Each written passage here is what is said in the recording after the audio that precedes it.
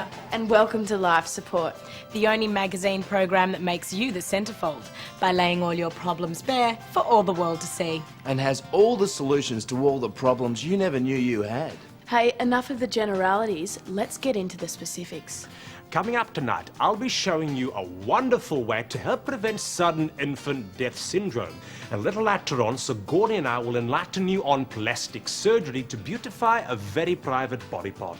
That's right, Dr. Rudy. As a modern woman, I like everything to look pretty. Can't wait for that segment. I'll bet. As usual, I'll be showing you all the stuff you really need to know to really live your life. And I'll be talking fertiliser when I head into the garden and show you a great new product.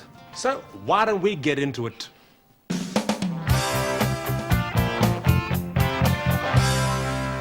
For years, the front line in the battle of the sexes has been that of the seat up, seat down question in the smallest room. Well, I'm going to show you how you and your lady friend will never have to worry about the toilet seat again. We've all seen one of these. The lids on these clever little bins open when you press your foot on the pedal. So why not apply the same technology to the toilet seat? Now, if you want the seat up, just put your foot on the pedal and the seat will rise automatically. Take your foot off the pedal and the seat will come down again. It's as simple as that. And there'll be no more silly arguments about the position of the toilet seat, and you'll have a bit more time to argue about the more important things. So take a tip from Todd and give your toilet the top treatment today.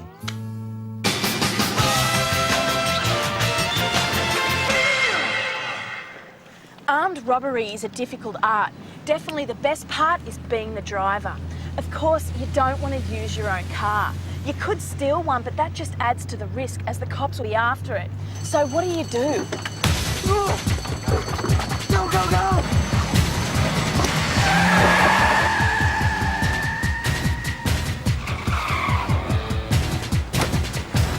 Go, go, go! Just take a car for a test drive. No. I'll have a think about it!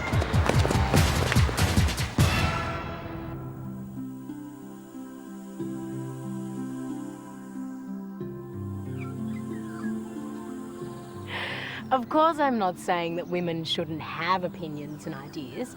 I'm just saying know when to express them.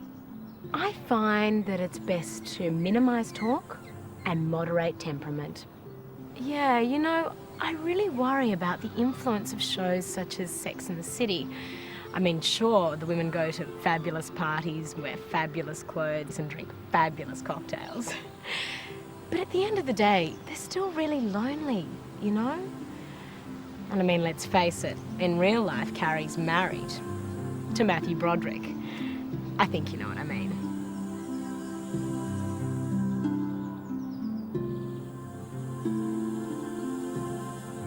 You know, there's a saying I love.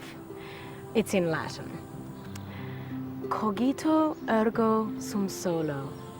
I think, therefore I'm single.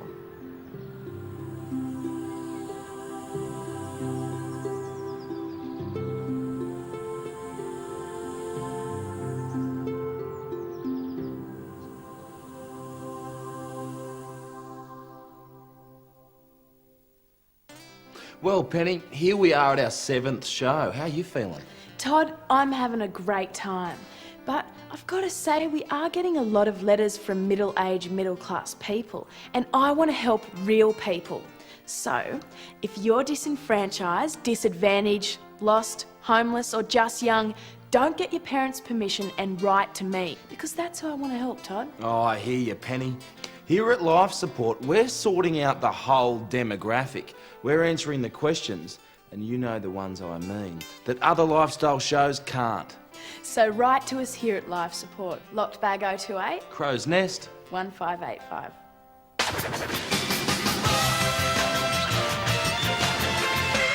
How's it? Dr. Rudy here. Thanks to some breakthrough research by Australian scientists, we now have a very simple technique that dramatically reduces the incidence of sudden infant death syndrome. You just put your baby to sleep on his or her back, never on the tummy. But even the best of us can occasionally forget that vital little bit of information. So here's a tip that will make sure your baby is never in danger. Simply get some chili sauce and rub it all over the sheet, right where you put the baby's head. Now, when you put the baby to sleep on its tummy, the chili sauce will get in its eyes and it'll wake up screaming its head off. A convenient reminder for you to come in, flip over the baby and breathe a sigh of relief. Bye now.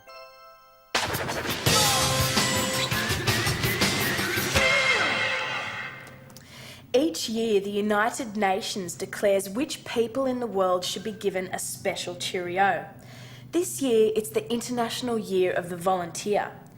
Recently, it was suggested that every Australian should volunteer at least 1 hour a week to a cause of their choice. What this means is that you can volunteer yourself or others, safe in the knowledge that it's with federal and international endorsement. So, here's the scoop.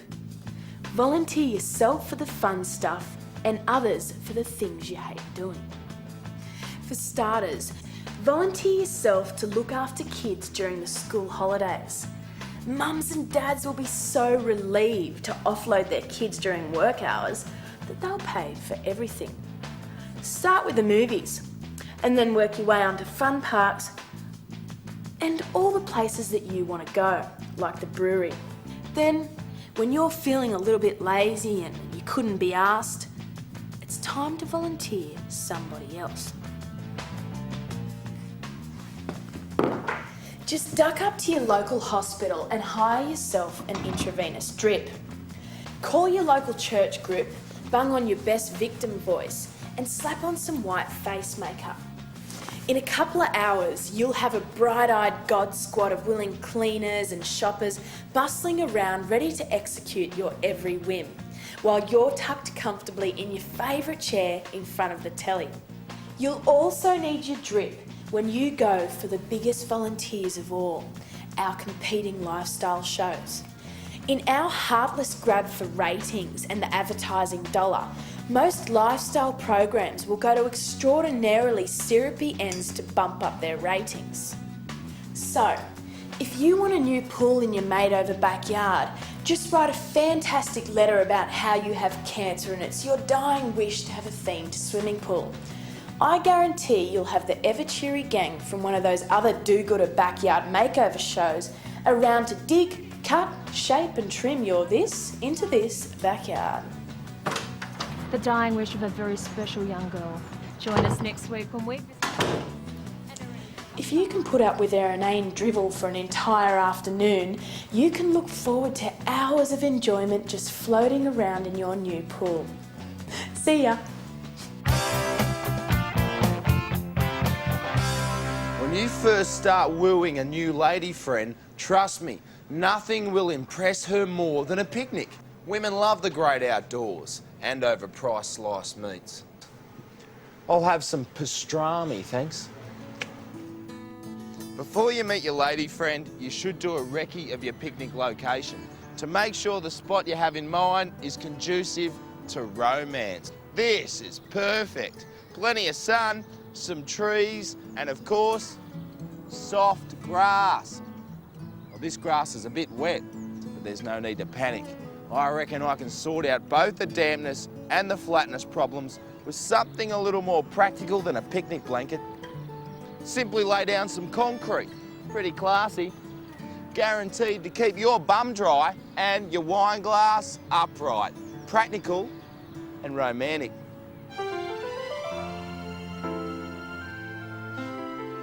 Well, the last thing you have to worry about is what happens if it rains. You don't want your date to turn sour, so why not provide a little bit of shelter? Our very own luxury, weatherproof, damp-proof, flat as a pancake picnic spot. She's beautiful, isn't she? With all the advantages of a little bit of privacy. So you come here much? Nothing like being in the great outdoors. You look lovely.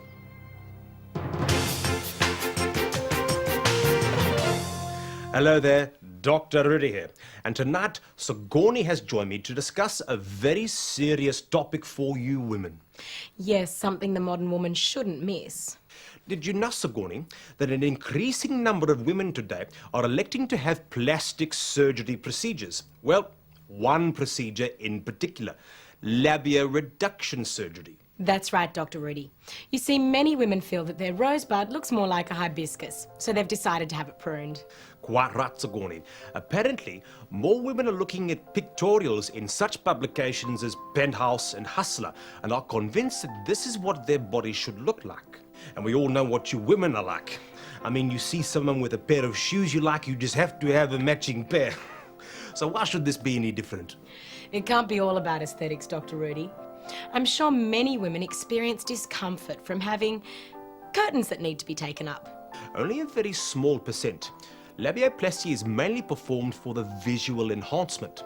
And if you decide to have it done, let me say right here, well done, girls. Elective surgery should be taken advantage of and is still quite the status symbol. So why put up with the embarrassment of enlarged labia minora when you don't have to? So what are the pros and cons of this surgery, Dr. Rudy? Well, when considering narrowing the lapels of your pink tuxedo, the most important thing to remember is that it is sure to improve your sex life. Let's face it, your clitoris will be easier to find without all that surplus flesh getting in the way. Yes, I guess it does reduce the workload of your man. And who knows, reduced workload could mean cunnilingus is back in vogue. Or better still, wearing a bikini is back in vogue. That's right, no more butterfly wings. And you can enjoy the illusion that you now look normal, like a centerfold. So tell me, what are the cons? Well, there is some soreness for a couple of weeks, but after that, no loss of feeling whatsoever. Sounds so simple. But as a physician, it would be negligent of me not to point out that any surgery involving anesthetic has a degree of risk. And a risk worth taking. So girls, why not get some labioplasty today? Because why be the way God made you when you could be the way Larry Flint made you? Bye now. Never heard of it. No, never heard of it at all. Ew, that's disgusting. They want to look appealing, so maybe that's why. Doesn't sound right. Sound terrible. I would say that their boyfriend or their husband or something like that was putting some sort of intense pressure on them to do something like that. If he doesn't like you for what you are, then he's not worth having. Especially if he's looking at porno mags. I think if you've got the money, do it. Balanced and informative segment, don't you think, Penny? Are women really doing that? Oh yes, it's one of the most requested forms of plastic surgery. What's the matter with people? I've never heard of anything so stupid. Don't they realise that all of those images have been computer enhanced and airbrushed? I know. That's why I think the modern woman should never have any surgery like that. I'm glad some common sense prevailed.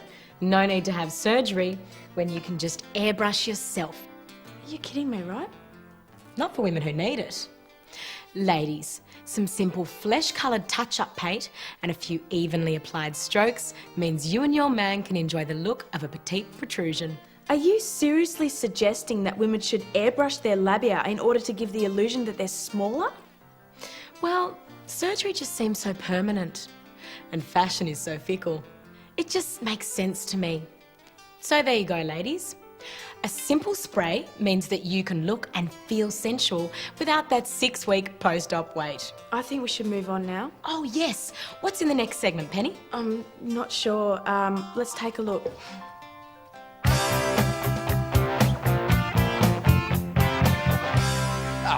G'day. Today I've got a great new gardening product for you. We all know the importance of recycling for the environment. Well, what better place to practice than your own garden? Just think of compost, grass clippings and manure. Well, now a company, Landmine Industries, has brought out a new range of products for your garden that are 100% recycled, 100% natural and 100% good for your garden. So, if you're doing a bit of repotting and you want to get a good fertiliser, well, for my money, nothing beats a good blood and bone, and this is it. Pole potting mix. Now, pole potty mix is a Cambodian byproduct, and it's a full-bodied bag of rich nutrients that'll bring your garden back to life. It's good for pots, lawns and flower beds. So for my money, these remain unbeatable value. But unfortunately, it has been hard to find since the early 80s, and now it's almost impossible to get. But Landmine Industries are proud to announce Milosevic mulch. Now, Milosevic mulch is a Balkan bone meal and has a slightly coarser texture than the pole potty mix, but is much more refined than the cheaper brands like that African stuff. And don't be stingy with it, because there's plenty more where that came from. Now, earlier on in the week, I went out to the factory to have a look at how this little bag of wonder comes about.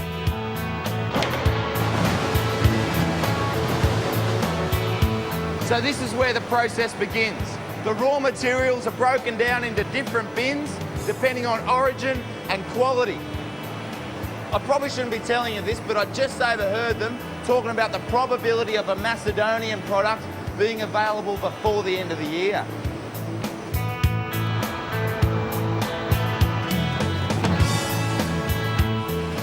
So from those bins, the raw materials make their way down here.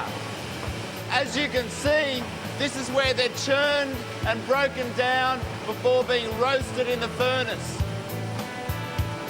I tell you what though, I'm a little nervous sitting up here, but I'd hate to see what would happen to a bloke if he fell in there.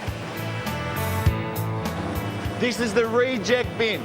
This is where all the bits that were too tough to break down go. Has anyone lost a ring?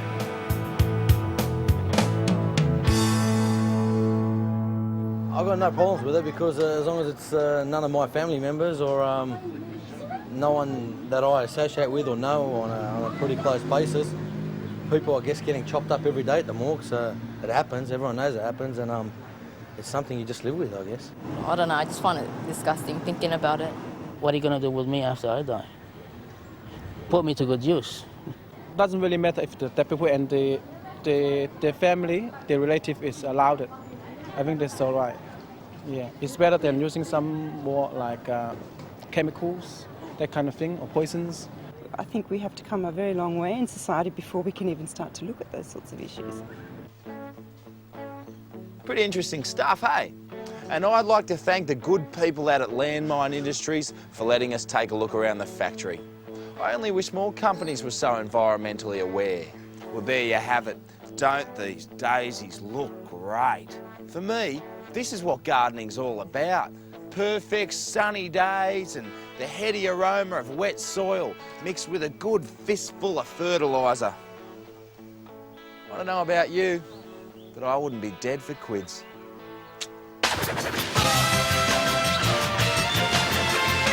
What a wonderful product. Wonder if it'll work on my sunflowers and pansies. Oh, believe me, it works. You should have seen the beautiful gardens we had back at home. But right now, it's that time again. That's right, Dr. Rudy. It's time to delve deep into the life support mailbag and improve someone's life. What have you got for us tonight, Sigourney? It's a letter from Zika of Plympton in South Australia. And it's addressed to you personally, Dr. Rudy. How's it, Zika? Dear Dr. Rudy, she writes, I have just been given an adorable puppy for my birthday and have only just realised that it is going to grow into a huge dog. I am moving into a flat next month and want to know if there's anything I can do to keep a big dog in a small flat. Please help. Well, an unusual request, Zika, but I have a solution. Why don't you borrow a simple idea from our ancient Chinese friends, but instead of just binding the feet, why don't you bind the whole pet for a petitely proportioned pup? Just remember to keep the binding tight and stick to crepe bandages, not adhesive ones, or you'll have a small cranky ball of plucked skin rather than a fluffy bundle of joy. Wonderful. There you go, Zika. I hope that solved your problem. I don't know why feet binding is an ancient Chinese practice. The modern Chinese woman would look adorable with petite feet too. But right now, it's on with the show.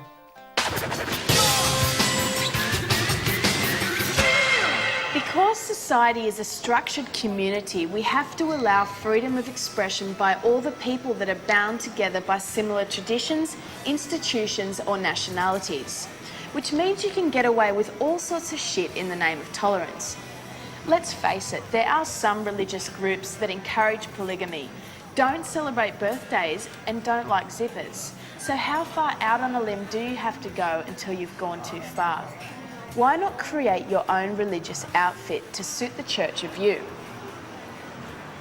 Just set up your own rules and attract similar spiritually disenfranchised folk and have a great time of it, all under the banner of your own religion. Remember, if somebody wants to question your religion, you are now fully entitled to sue them using the full force of the anti-vilification laws. Beer thanks, mate. I am the Grand Poobah in the Church of the Great Wazoo, and I can worship in this, my temple, simply by spending all day drinking beer, wearing Hawaiian shirts and smoking marijuana. And it's all in the name of religious expression. And the best part is, if you apply as an exempt organisation with the tax office, you don't have to pay a cent of tax. Can I get a receipt with that, please?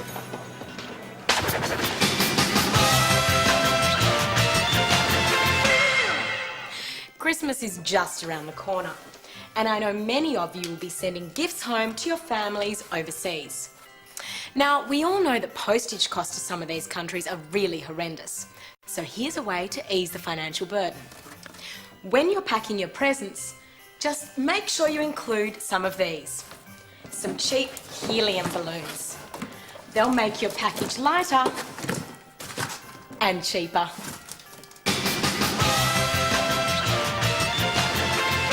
I can't believe it, but here we are at the end of another program. Yes, the end of our 7th show. As good a reason as any to make a mezza. That sounds pretty exotic.